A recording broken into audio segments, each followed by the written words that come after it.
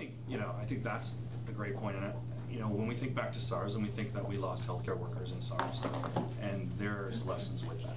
And I think we've all, in that 10-year period, taken a much more serious look at our hand hygiene. And when we already did a media, you guys were great putting out a media blitz on it. And I think also infecting ourselves, infecting our other patients.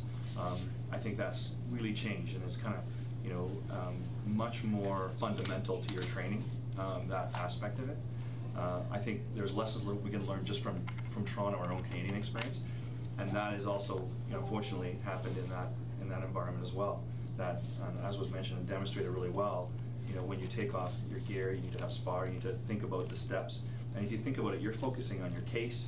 You're thinking of the stroke, the heart attack, the trauma.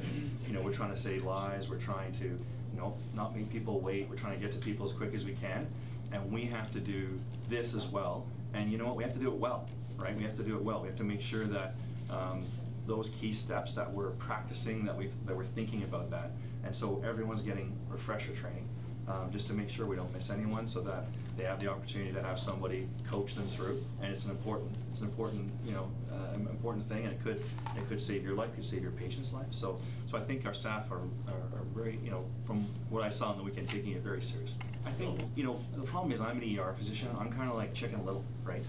When you come in, I think of all the things you could have that could kill you, and whatever. That's my frame of mind, right? So I'm maybe the wrong one to ask, because I'm thinking the worst case scenario.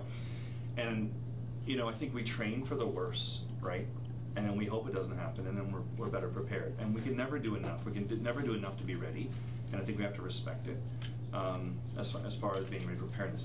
To put it into perspective, 24,000 people a year die of influenza in the U.S., right? United States now, and they've had one Ebola death, right? And this might give us a real good bump on influenza this year, right? Everyone being really careful and extra careful because they're worried about that, and that could save lives. Just the fact that we're preparing so much for Ebola, right? We haven't had anything, and that's the way we want to keep it. So I think we have to respect it, and I think our staff, they need to feel reassured when they come to work too, right?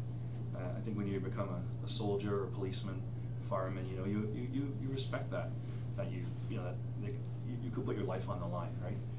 As a nurse, I think that's that's a whole new perspective for them, right? To think about that, and so they have to feel protected, and we have to have really good training to support that.